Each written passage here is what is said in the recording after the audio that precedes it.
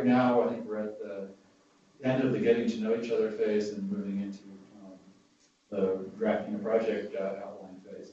But with that, part of getting to know each other is not just getting to know each other on campus, which remarkably enough, although we're all here, we don't know each other's work as well as we might suspect, but also trying to keep our connections to real-world water managers, water users. And Bracken, to me, was a link. We met at a meeting down in Richfield or somewhere like that. Yeah, the Non-Point Source Pollution Conference last fall. And we talked about the need to make sure that we have good connections to the lived experiences and perspectives of some of the major water users. And part of his role is sort of to interact with the agricultural community, the irrigators community, as well as the sort of conservation district. We're also going to talk more about that.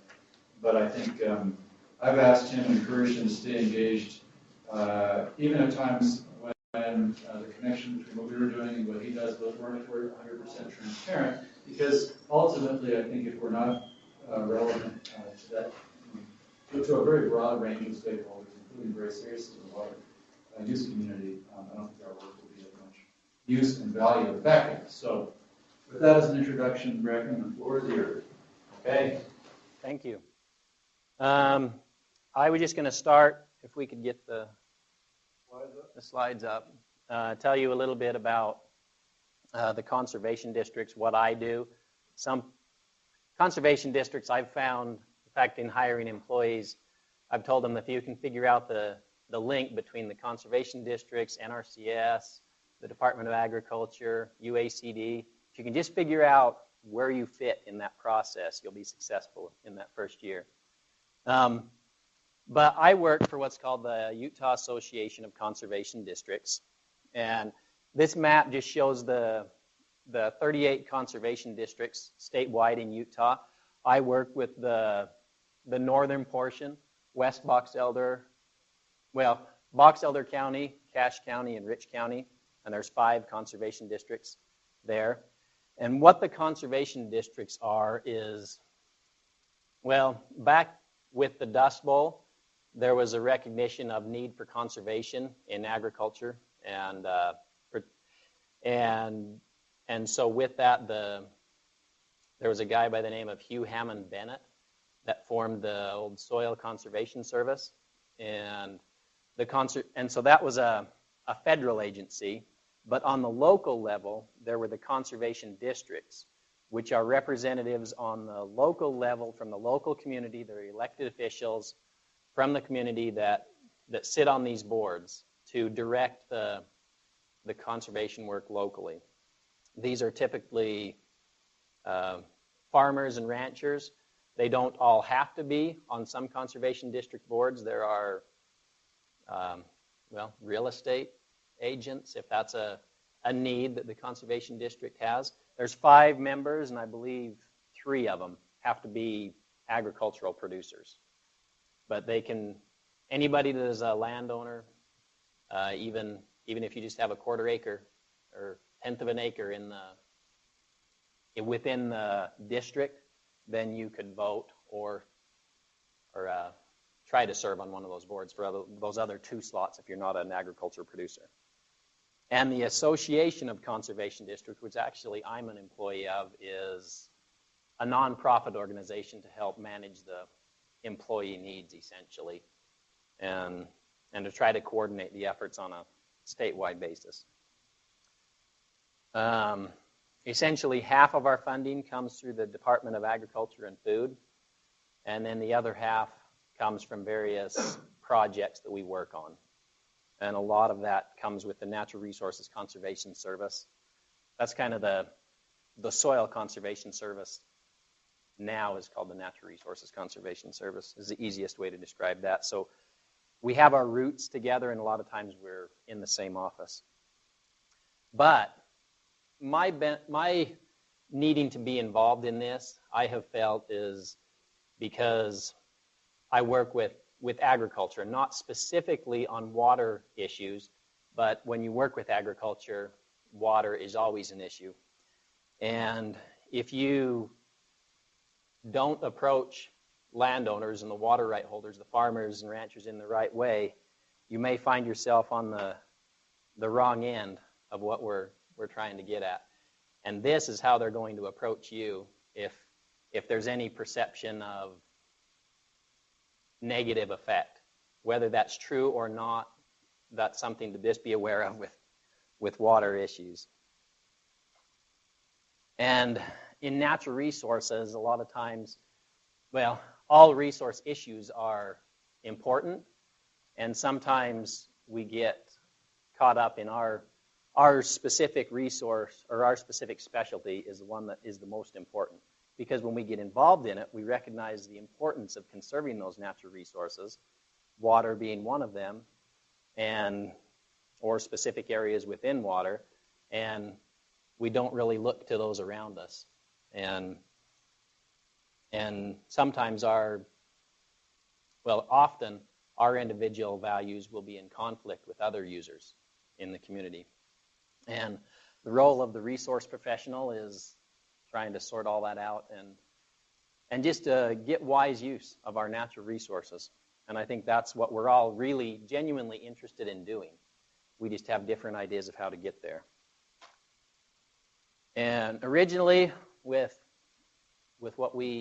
how water decisions were made, I think that's important to just recognize the way things are now is based on what or how decisions were made in the past.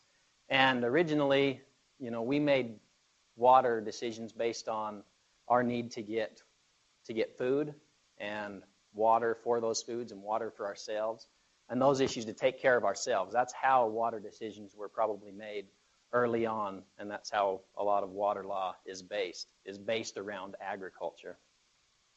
But now we have opportunity to expand on that once those needs are taken care of. Like, for example, all of us, it's 3 o'clock, maybe most of us have probably been able to have lunch. And I would just pose the question, if we were having this discussion without food for our lunch today or yesterday or the day before, how much different we might have a different perspective on what we need to accomplish. It wouldn't take us very long without food or without water to have a different perspective, a different approach to how we approach these issues. And so I just think we need to recognize that and not take for granted that we use water to produce our food. And then we also use it for play, and as things go that direction, we can.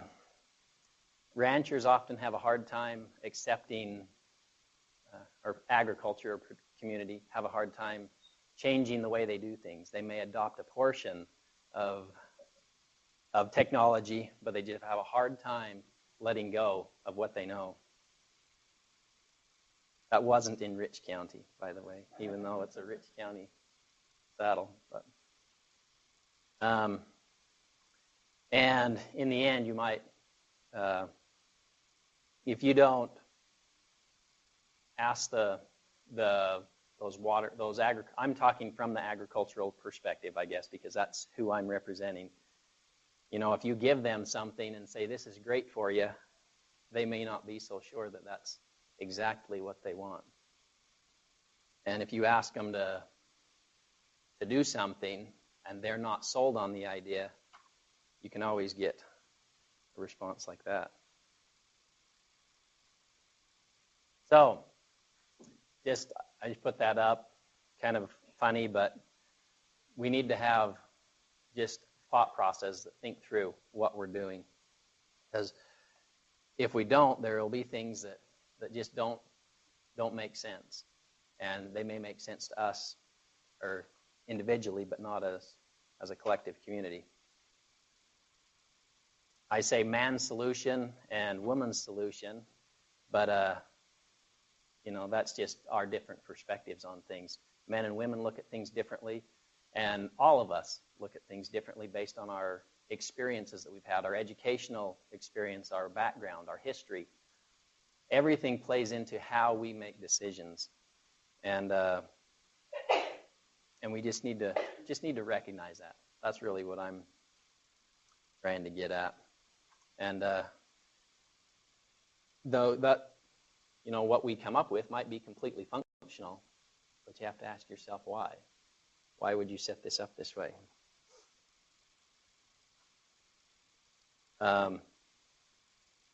Individual situations in and of themselves might make complete sense. You have this guy and you have that guy, but when you put them together, maybe they shouldn't be sitting together. And then some ideas just do not work. No matter how hard you try, it's just not going to get the job done. Okay, so I'm going to talk about not specifically water, like I said, because I get involved in all sorts of different things, but just some of the different projects that I've been involved in that deal with multiple users on a larger scale, because I think that's what we're looking at. And you have, one of the things that we've been working on is animal feeding operations being brought into compliance with water quality standards, trying to eliminate waste or nutrients from getting into waterways or leaving a landowner's property. We've done a considerable work on that. 90% is one figure that I've seen. We've done restoration projects. We've implemented grazing strategies to try to improve grazing management on rangeland, and a lot of work on irrigation. But with every one of these, we learn more as we go along, and we recognize where we need to improve. For example, or there might be new regulations that go into effect. Like, for example, there's a new, with this first one, this animal feeding operations. We've gone through all this work, spent basically $80 million of taxpayer money in addition to private landowner funds in Utah over the last 10 years to bring these animal feeding operations, dairies, feedlots, into compliance with what the standards were. And now there's a law on the books that has serious implications that'll almost wipe out all of that work that's been done in the last 10 years in how application to frozen and snow-covered ground, trying to eliminate that when that wasn't how it was looked at 10 years ago. So that's just an example of how things change and how it's a perpetual struggle to try to get things to work out. So there's an example of a feedlot that right here with the green right here in front. This was an irrigation ditch that ran right next to the feedlot, and then just that after that was piped, this landowner had a water right to drink out of that irrigation ditch. They had a water right to that, and so they maintained that water right that they could drink out of that ditch without having the nutrients enter the waterway. There's another one where, I don't know if you can see it really well, but down here there's a stream, and this feedlot would have gone, the runoff from that would have gone directly to the stream. The second picture, it's been moved completely away from the stream. And that is another situation. The livestock not only would they water here, but the runoff from this lot that you can see behind would have gone into this waterway here. And this feedlot was moved up to a different location that's away from water. But if fairy tales were infused with real life, maybe Cinderella wouldn't have been so vibrant in responding to her stepmother's criticisms. And Snow White may have found out what happily ever after is all about. Too many trips to grandmother's house for cookies. The beauty might have found out what it is like to be the beast. Or, anyway.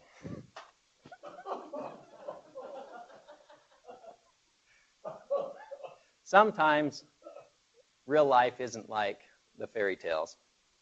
And so I'm just going to go on with the examples of the projects I've been involved in. First, I'll try to take one from every county. This is in Rich County. There's a big effort. The conservation districts aren't, I guess, the lead agency on this, but this is, just to give you a perspective, it's up here in the green. You can barely see a little bit of the green. That's kind of the south end of Bear Lake. You can see that picture. You have Randolph and Woodruff. And this here is a lot of Forest Service and BLM permits in here, and there's private land mixed in. And there's been a lot of criticism with how the grazing management has been handled on these public lands. And so this project is taking, I think I have a, no, I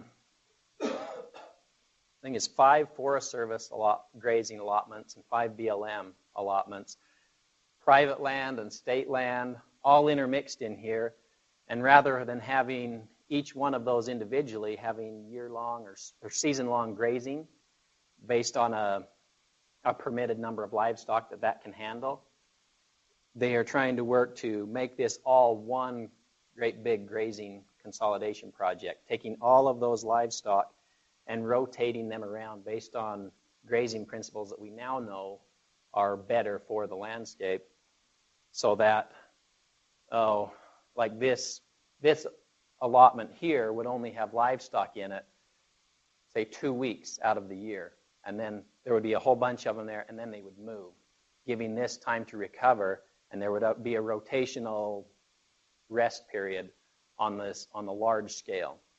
And it's kind of, I think it's a great project, a lot of work going into it, multiple agencies cooperating and coordinating with this, trying to make it happen.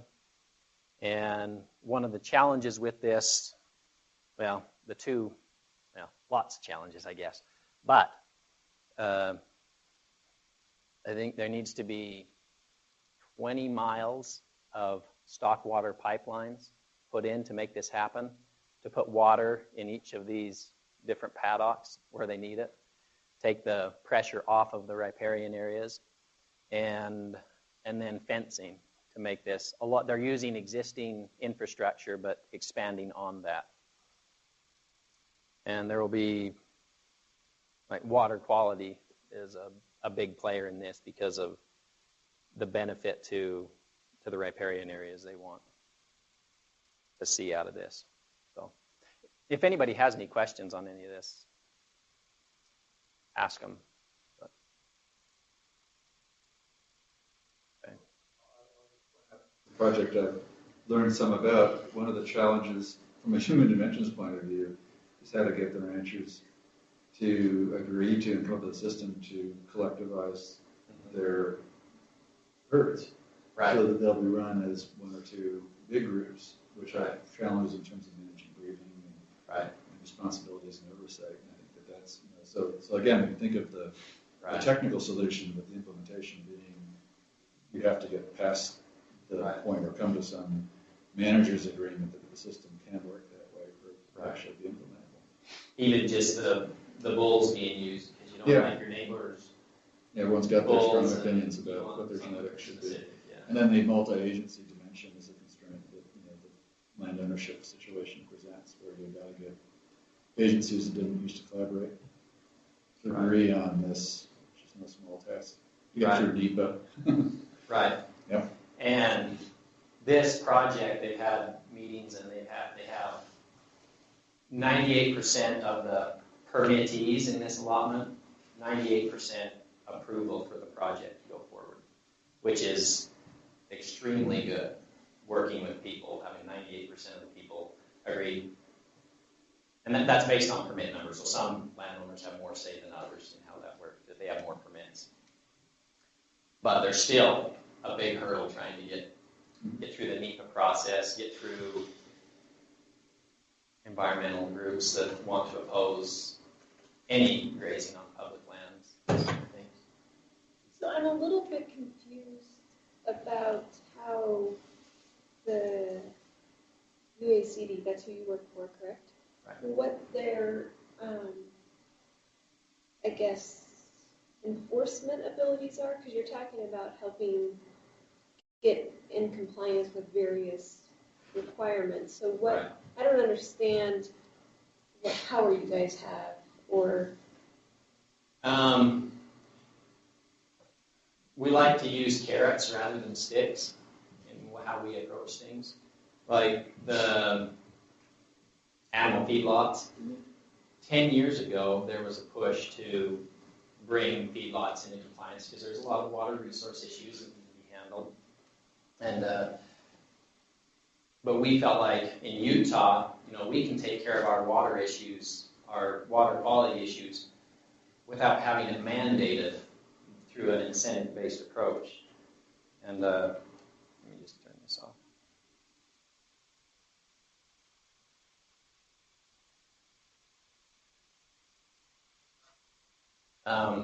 And so that's where we try to work. And we know the landowners locally. We help them meet the regulations and try to be proactive, I guess. so you're more facilitators. Yeah. Okay, that's helpful. On my level, but then we have, we also have conservation planners that are in the NRCS office working with NRCS programs, NRCS plans. All NRCS plans come before the conservation district by law to get approved. And so if you have somebody not, like the EQIP program, if the local conservation district doesn't like it, they can not approve it. Right now, it'll still go through as a project. It's a funded project by the time they see it. But then we would work with state level NRCS to change the ranking criteria to not have that type of project funded. Yeah. For this project, what is the goal of this whole Rich County effort? To improve grazing management, to improve the habitat. Okay,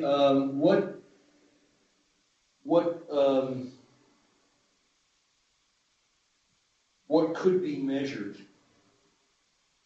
objectively out on the ground that would tell you that the program is either successful or not? Because improving, or at least improving grazing management does not actually necessarily imply any betterment of nature. Right. Do you have a measurement program in place, and what is that measurement program by which you evaluate whether you're successful? Okay. There are monitoring protocols set up, but we're not driving this, I guess. We're participating in it as the conservation district. It's really driven by the local coordinated resource management plan, which was set up of the local landowners and agency representatives saying, this is what we think we need to do for this landscape. But I do know that they have rangeland health models that they try to monitor. I know they have water quality testing. That one of the big things is Big Creek. Yeah. On the 303D list. They have water quality and photo point monitoring, but beyond that, I'm not exactly sure what specifically they would be doing. But there's been a lot of support, agency and, as I said, local landowners to this. No, I mean, I know this country, and some of us here work, at least in Big Creek, and Big Creek's had a tough life if you're a willow aspiring to become a bush. Right. And so I'm just, and it's, and I was out at the exclosures, the fences get cut. There were, somebody had been in cutting off the exclosure fences this summer. And so it's a tough go. And so I was just curious how you you're successful. Well, it's a challenge. Yeah. A lot of it is based on the principles that are on Deseret and what's going on there, and they've had a lot of success. Yes. Big one landowner to deal with there at least. Right. Yeah. And they're setting up, they're working through all of that process. On March 30th, I guess it'll be in the end of August, Troy Forrest with the Grace Improvement Program, he's giving a presentation specifically on this at the Water Quality Conference that'll be coming to Logan. It'll be at Riverwoods. And so go listen to that. He's much better qualified to talk about it than I am. But my real emphasis was this is a large-scale project working with multiple landowners, agencies trying to get implemented. Mm-hmm. In a particular direction. And it is a challenge in both the land, I guess, because I know landowners that would go in there and cut those fences to have the livestock go into the exclosures. And I also know environmental groups that would go in and cut those fences to let the livestock in to give the livestock managers a bad name. So I'm just saying both of them are there, and it's a real challenge to try to deal with. And my personal opinion is this is a great project, multiple use, because, and that's one of the, especially in agencies, we have an idea of what we want the use to be of the land, and a lot of that is recreation related, I guess. But this is another use that is grazing, that is historically been used, and without it, there are a lot of challenges with managing. I believe we can manage with grazing the habitat a lot better than we can a lot of other ways that we try to manage, because it's a profit-making venture rather than a sheer investment. That makes sense. Okay? In Cache County at the south end, some of you might know of this Medusa head. It's an annual grass similar to cheatgrass. And we've been working, trying to put a coordinated effort together to control Medusa head. You can just see the different places where it has been mapped, and then there's been areas that have been treated. The yellow, I believe, the red was treated 2 years ago. The yellow was treated last year, and then the other is just other areas that have been mapped that haven't been treated. But there's multiple landowners on that, and if one landowner does not want to participate, it has serious impacts for everybody else because of the nature of invasive weeds. And that's one that's driven directly by the conservation district that saw a need. In Box Elder County, we had a field drain mapping project.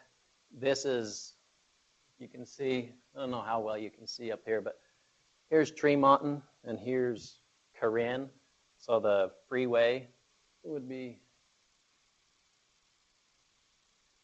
roughly coming up right here and headed out here to Boise, up here to Pocatello. And underneath all of that, I just zoom into this area, that's just an example of what's there by Tremonton. All of the field drains that are under that, just to drain the water from those fields. A lot of this is unknown to all of these houses that are in here, that they have no idea that this infrastructure that was originally put in for agricultural purposes is keeping their basement from being flooded. Construct this record. It was about 5 years ago they started the process, and it was driven mostly because the landowners that knew where all this went in were dying, and there was no record of it. But we researched historical archives, some here at the university, some at the University of Utah. There were local drainage irrigation districts. We tried to get all the maps that we could to say where these were. And then you can do some work with aerial photos, being able to see them in the fields at different times, growth patterns you can see, and also personal interviews with various landowners,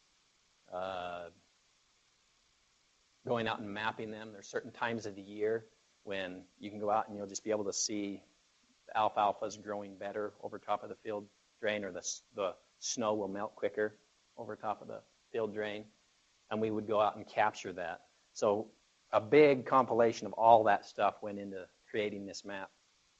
And it's not perfect, but it's not being lost with each generation. We've digitized this. We went out and did a whole bunch of, going out and taking points on the outlet points.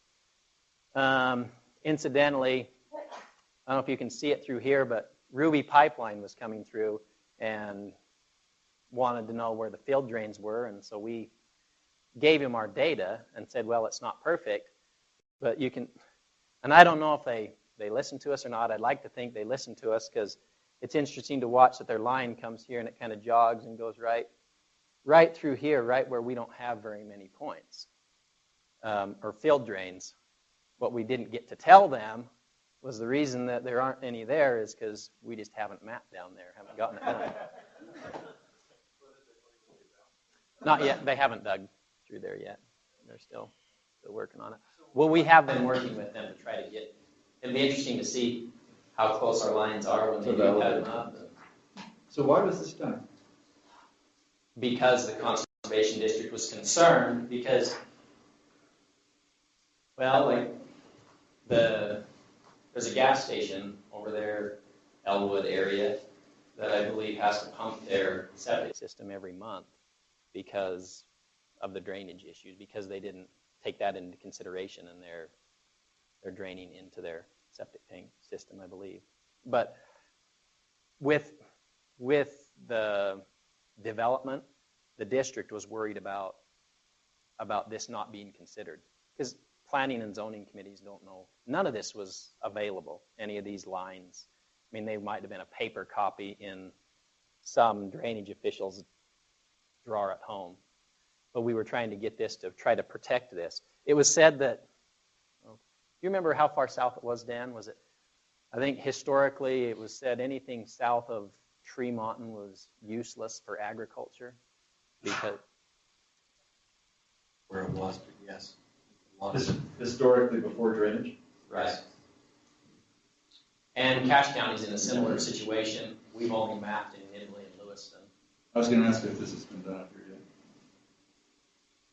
One of the other concerns in the valley was, as subdivisions come in, you have some good contractors and you have some not so good contractors, and you put septic systems in.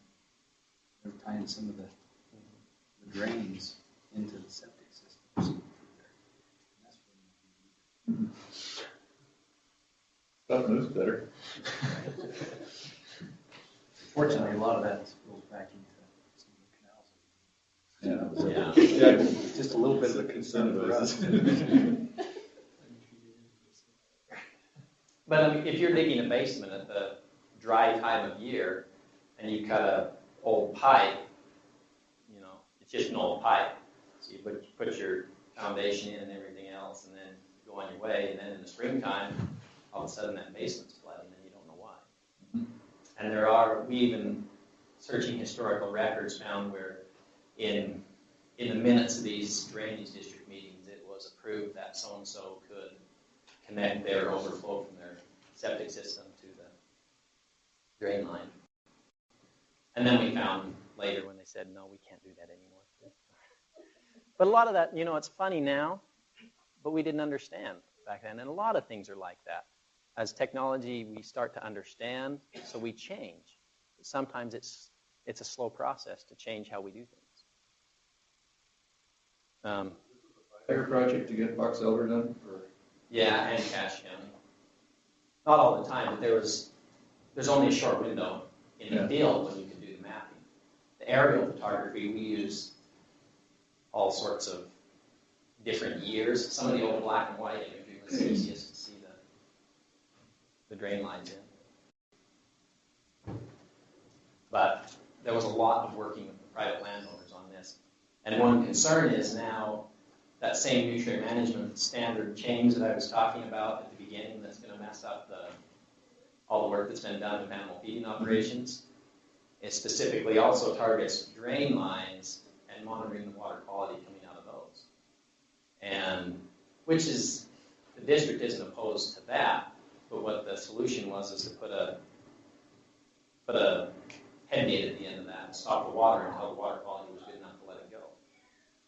And if you do that, you're going to have Grandma Smith next door that all of a sudden their sewer's backing up, and that would be a pretty good indication of what's going on. But you'd have flooded basements. That landowner, it's so interconnected that you don't know where the problem's coming from. So we're working with water quality to do some sampling. Jim Bocut and Mike Allred have been doing some water quality monitoring. Where in that system, because it looks like they're all, are they all connected? Kind of. There's thousands of outlet points that go into the canal, into the Malad, into the Bear River, everywhere. Right.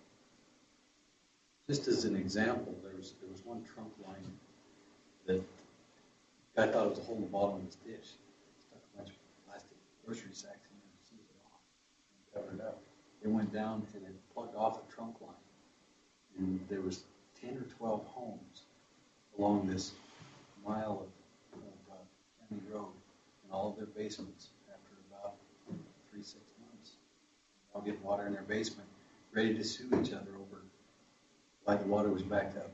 And when we found that and got it cleaned up and replaced, the problem was sort of to just plug it off at the end and wait for the water quality to change is it's not a good solution. Right. Right. And that's another one in Box Elder County. That's Promontory Point that's lit up there. And I was just showing the different land ownership that is on the point.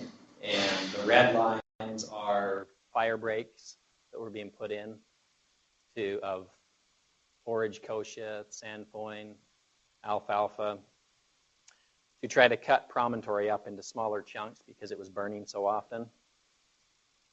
And so that's just another example of a long multi-land ownership project. Okay. So I guess where are we going as a group? And I'm still not quite sure on that what the answer to that is. But one thing I do know is that you saw Mrs. Moses asking for direction 39 and a half years after the fact. I'm glad that we are having these conversations beforehand because we need to recognize that the way water rights were set up based on agriculture, and that it's a slow transition if that's what we're doing, is talking about different options to transition water use, which maybe is another idea of where this might go, that we need to understand and appreciate the history and background with how water rights and how water use has been, and seek for something that is economically sustainable and not just taxpayer draining, and build on the existing framework of what I mean by that is not, there's a frame of a house already being built. Don't start a whole new house. Just build on the one that's being built. And that's a whole lot better way to see a moose than head on. That's all I have.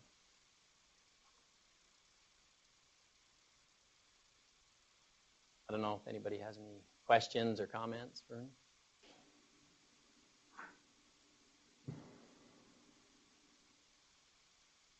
In dealing with multiple water use groups, there has been a lot of money. You had a slide that talked about 90% of the animal feeding operations have been modified in some way. So on the bottom, you said that there had been a lot of money put into water efficiency. And from a perspective of the multi-users, what happens to the water that was efficiently saved? I mean, is that... Nobody answers that question? Yeah, nobody answers it. But that's a question I think the community's wondering about. Right. You know, if there's a lot of money going into water use efficiency, Right. then, again, how do you monitor how much you did save? And then is there a portion of that that goes into multiple use is the question that I keep getting. Well, I really liked, was it Christopher Neal that talked about irrigation return flows and how water saved isn't necessarily saved. And you saw those field drains. Just downstream of that is the Barrier Migratory Bird Refuge. And if you were to shut off any agricultural irrigation return flow, the water that they get during the summertime would be very, very much reduced. And they recognize that, and they want to work with agriculture. They like agriculture better than they like houses or their habitat for the birds. There, and then they've also, in Rich County, they've expressed interest in, because up there, there isn't really an economic benefit to converting from flood to pivot, for example, unless taxpayers are paying the bulk of doing that. There really isn't that much of a return on the crops that they grow. But the benefit that the habitat gets from that inefficient flood irrigation is pretty significant. But there's some changes that we could do to improve the water quality and how that's managed too. So I guess nobody answers those questions, but there are people recognizing that there's benefits from inefficiencies, and they want to capitalize on that. Okay. Well, let me just jump in with an observation. I think you've raised this question with me privately, and then you raise it again now as to where are we going and what is our agenda in terms of what we'd like to see come out the back end. And I don't think we have one. At least I can't speak for everyone in terms of a particular kind of scenario of the world we need to see. Probably there are value differences in terms of where a lot of the science community comes to these puzzles that are different than the irrigated community as longstanding residents of this neighborhood. And yet I don't presuppose, for example, that we have those values driving the science in terms of the questions we ask on this project, but very much want to answer questions that are real world and relevant in terms of understanding how these systems operate. Now, understanding how systems operate can be uncomfortable. Where's the water going might not be something people really want to know. But at minimum, if you get a good grasp of how these systems operate, you can have a healthy conversation about the values, about how should the system be managed to balance economic sustainability of existing operations that use this landscape, housing development, which is a different economic competitor now for water and land, the role of natural resource preservation as a piece of that puzzle and the health of ecosystems, and how that also impacts resource-based industries and things like that. Those are all questions that, in my mind, we can't have those value battles We do, without good information, right? We've always had them without good information. We fought them on the basis of who has power and votes. But in my, ivory tower, I like to think that we can at least inform those conversations, because love them or hate them, they're going to keep going on. and there are real questions being faced by municipalities, by irrigation companies, by communities about water management that are going to have ramifications for not just farmers, but Right. And so our agenda, my agenda, is to, like your map told the story beautifully, the drainage map. If we've not yet understood what's out there in the landscape and how it operates, we're going to be making decisions based naively on the idea that those things don't exist. We'll be putting houses in places we shouldn't put houses. We'll be making water quality policy based on the artificial idea that we have a system with which water is moving naturally across this topographic landscape with no one touching it, and it's flowing down the river when we know it's not really flowing down the river. And even systems like piping the canal in Logan are going to have ramifications for all sorts of things that we don't have the framework to understand. So the agenda is to build a better understanding of this complicated human / natural landscape without trying to draw a distinction between those. And how it gets used in the end will depend on a lot of things, including how we do the science, either with people in the room who are making those decisions, or we do the science completely separate from those people, and then hope that they just choose to use it. The other half of, I think, my agenda is to make sure that we do it with some of the people in the room who are making decisions so that they're aware of what's going on in the system. And the chances there that it will overcome just the kind of power politics, but really lead to better informed, balanced decisions that we can't decide what the right answers are, but at least they'll be better informed decisions. Does that make sense? Yeah. And I guess one of the things that, like that field drain project, working with the landowners, the only reason a lot of landowners let us onto their property to map where the field drains were was because they trusted the conservation district. Right. And if, whether it's the conservation district's fault or not, if 6 months later they go around and start monitoring the field drains and start penalizing people because maybe the water quality isn't where it should be, the conservation district gets blamed for what happened there. Yeah. But a lot of what, in my working with the agricultural community, a lot of it is built on trust and relationships. And if they don't trust me, they're not going to listen to what I say. And I know that. And they're very unsure about proposed changes to what they think might affect them. And if you say water and suggest a change of how things are status quo, bristles come up automatically, no matter what. So. I don't think you can promise them that there won't be some uncomfortable truths about there's a real problem here and it's connected to something that you've been doing that you value, where I think you have potential is if you can actually have their trust to convince them of reality. Right.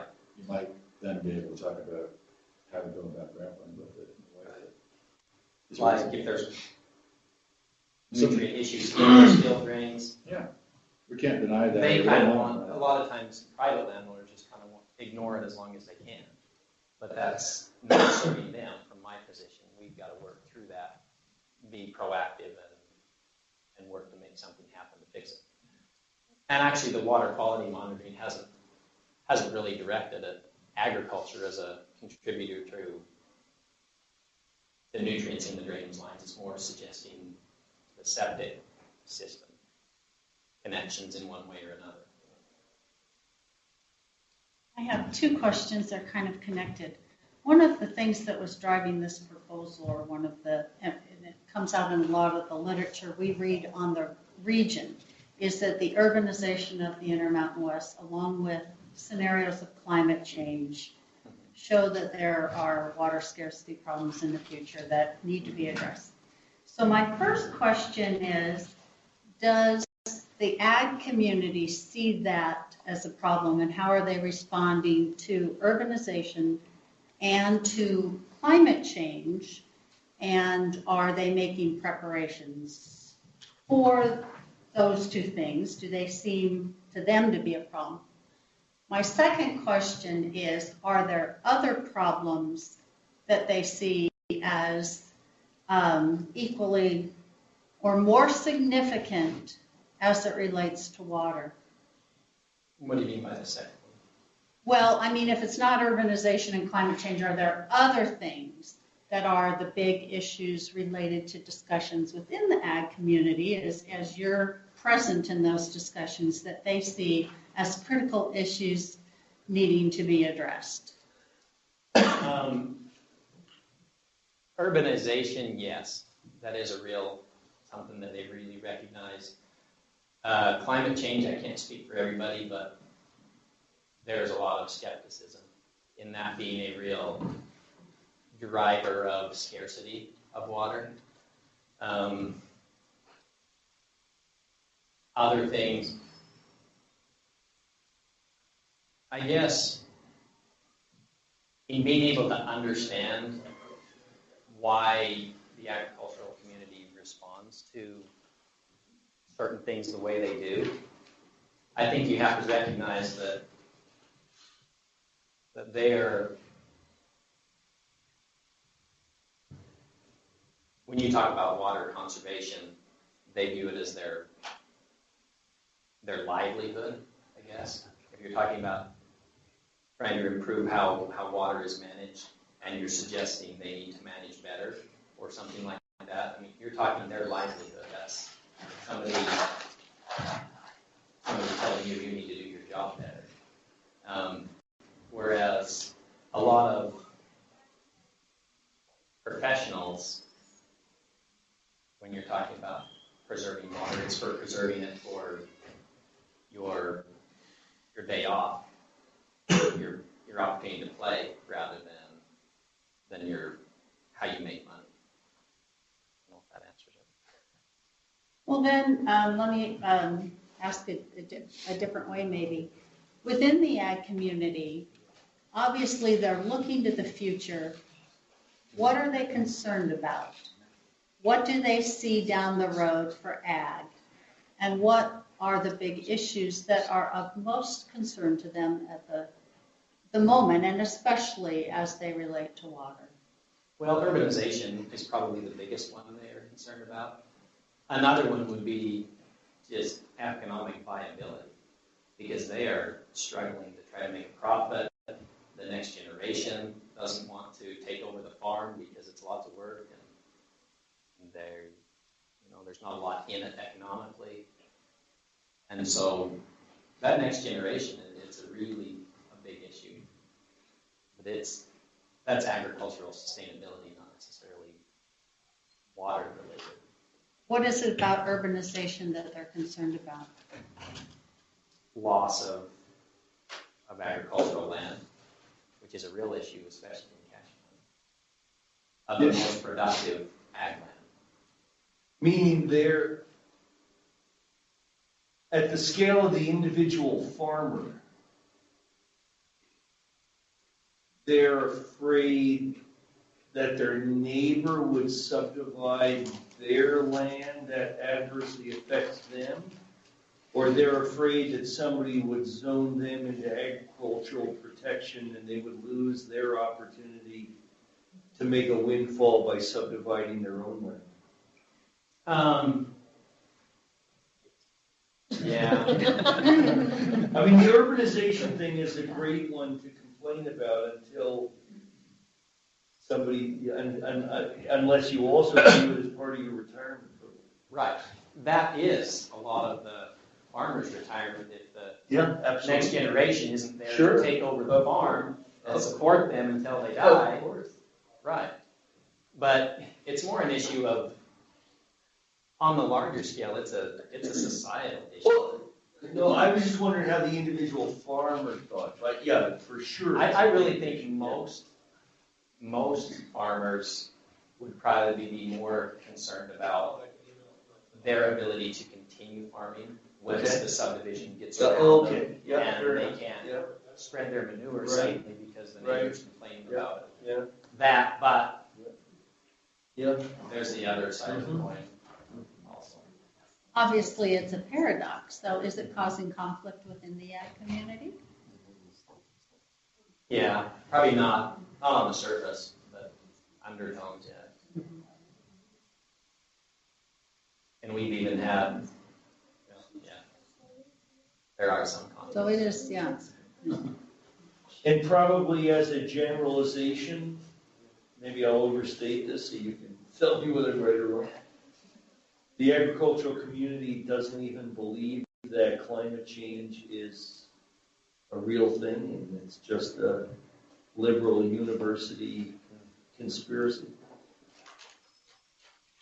You want to respond to that? I would disagree with that. Oh, really? Okay. Yeah, I believe the ag community, especially from the side of the people who deliver the water. Okay.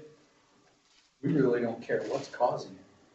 What we're mainly concerned with is how do we continue to deliver the water? But there's a perception that it might be changing. Yes.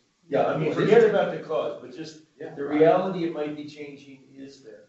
Sure. Okay.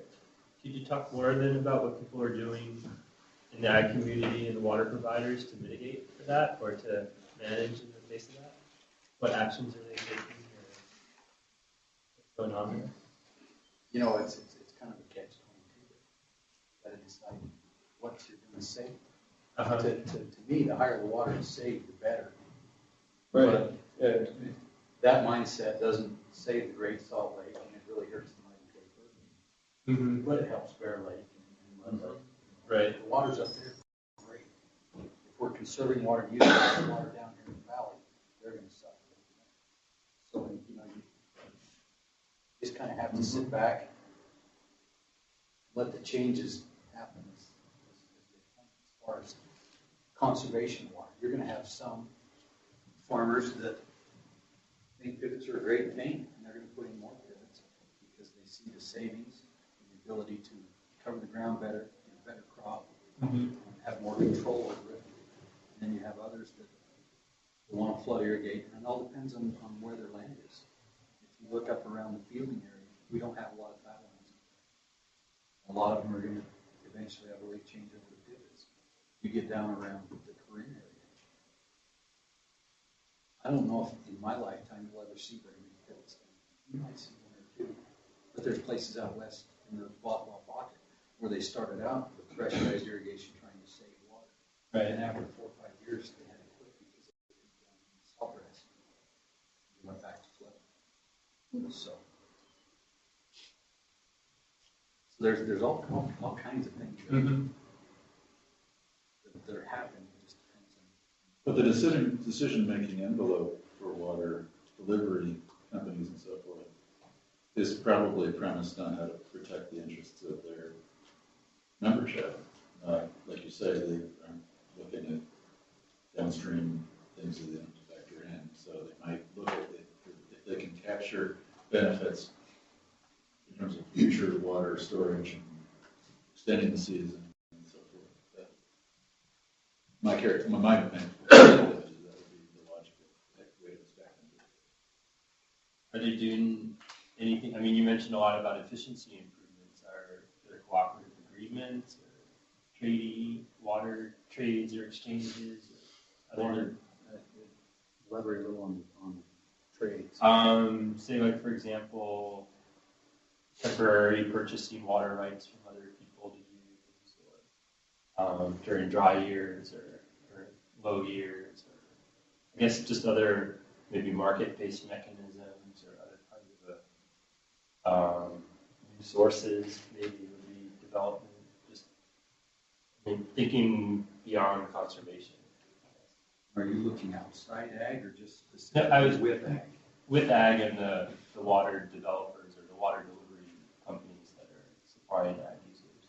You know, a lot of the delivery systems are looking at ways to be more efficient. Mhm. You know, we don't have a faucet we can turn on. Right. It just flows through, and we work with efficiencies from that side.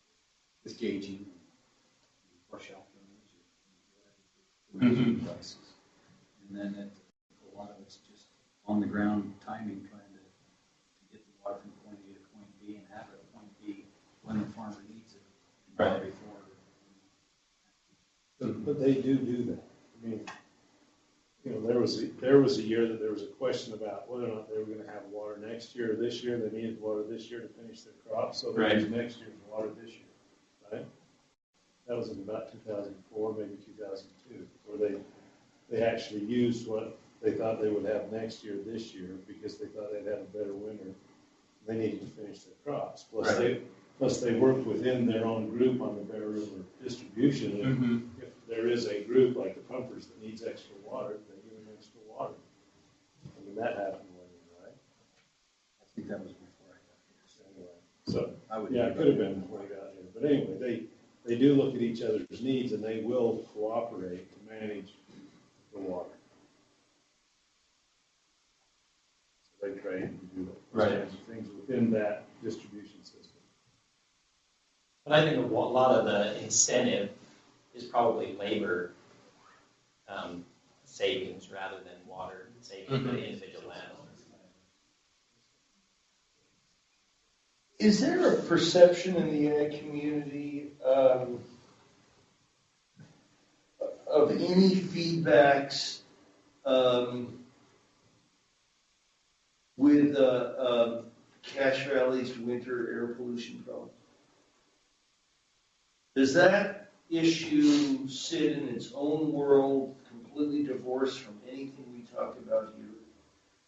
Is there a perception that people say, you know, that's the problem, we've got it, there's one more reason why we can't have any more urban growth here, because we can't keep stacking people and create this lethal environment in the winter? Or is there a perception that they can help? Or is it just not even, is that a connection that nobody even perceives or comes up? No, it's discussed a lot, the air quality issue. I mean, is there some feedback to water? The water. Yeah, I don't know, but I'm just, everything's intertwined. I gotta believe there is one. I mean, it can't be out there as something unrelated to what we talk about. Water affects land use, affects how much land is production, the mix of land uses in the valley, how many people live here is essential to this other great issue that faces Cache Valley. And I'm just wondering whether I can't, the linkage isn't clear to me, but I just wanted to ask you because it is the other great problem. But nothing comes to your mind. It's a completely separate deal. I think ag would be really excited if they could use that to reduce the urban growth. Okay. Well, someday it's inevitable. Well, that's one of, I mean, they're looking to decrease, we have to decrease cars, so the two sources of their air quality problems are ag and cars. So they decided that the things that they can manage is, so the ammonia from ag and the NOx from cars. So they've decided that they can manage, that cars are really the problem, the limiting factor. Because there's so much ag that they can't do anything about that. So there is a link, it seems. But, so we have to reduce the pollution from our cars. I mean, this is based on talks from Randy Martin, but cars are going to be the issue, or at least managing those cars and emissions better. But there is a link between urban growth and ag growth, or all of the various sources. So indirect maybe? It's just like what we did with water quality. In the 1970s, we started regulating point sources because we could. So now you're saying we're going to regulate all of the cars because we can't. We have absolutely no regulations on agricultural in terms of point sources of water quality. So that ever gonna change? Or are we just gonna keep regulating the things that we can regulate? And then we end up somewhere that it's still not sustainable, because there's still things left on the table that we haven't regulated. So are you, I'm just curious, are you saying there is a real issue with ag?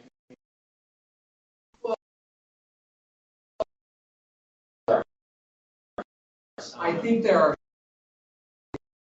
they are in all cases. Once we're done with all of the point sources of water pollution, and we still haven't solved all of the problems everywhere, what do we do then? Because we have no regulatory framework now within which we can even begin working. And it sounds like the air pollution solution is the same way, right? We're just going to sort of forget that half of the problem is agriculture and just go after the cars. Yeah, but that's not because that's what they can control. It's because that's what's in terms of the ratio of things. By reducing the car emissions, that is the thing that can be reduced that will make an impact. So it's kind of like N versus P ratios. So you're saying if they reduced agriculture, they could reduce emissions from agriculture a lot and have a far less impact than if they reduced cars. Yes. Okay, well that makes much more sense. Yes. The larger pot of money that this group applied to was called Water Sustainability and Climate. And the sustainability part, a lot of sustainability literature is talking about, air quality, water, the interconnections between all those. But one of them is local food systems and trying to support local agriculture so that your food doesn't have to travel as far and all of that. So I'm just wondering if the ag community, what's happening within the ag community in terms of that whole discussion of sustainability and how they see themselves fitting into that, and whether or not they are engaged in some strategies to appeal more to that, changing their market strategies, for instance, to hook into that other part of the sustainability debate that's over in more situated within ag. And they're always looking for new ways to, because really that is the answer to ag sustainability, is ag profitability. And if it's profitable, he's not going to sell the farm, he's going to keep operating it. And there's other issues, but that's really the answer. And they're always looking for ways to do that. But as a society, we want cheaper food, and what the demand is. But they're, always looking. They put in what was I going to say? I thought. While you're thinking about it, Okay. ag sustainability has been part of my vocabulary as I've worked through the process of water management in Cache County, because ag is a big part of Cache County and northern Utah. But a term was brought up in a meeting that I was in the other day when I said ag sustainability, that I need to start thinking more about community sustainability, and ag being part of the community. And so, that's what's important to agriculture, is ag sustainability. And what's important to a purveyor of water is the ability to sustain his culinary water supply to the community. And so everybody wants to build their portfolio of water supply. But in doing that, part of what this could look at is how do you build that portfolio of community need and water supply, and how are you going to manage that? So you have community sustainability. If you have ag sustainability, then if the community is not sustainable, then just like in the environment, if something drops off the end and you need it, then you're in trouble. So you need to look at the community rather than just focus on one, although in Cache County, ag sustainability is important. That's a big part of our economy. The university is a big part of our economy. you know, that those two work together as a community. And so how do you make this, how do you figure out the science so the community can exist?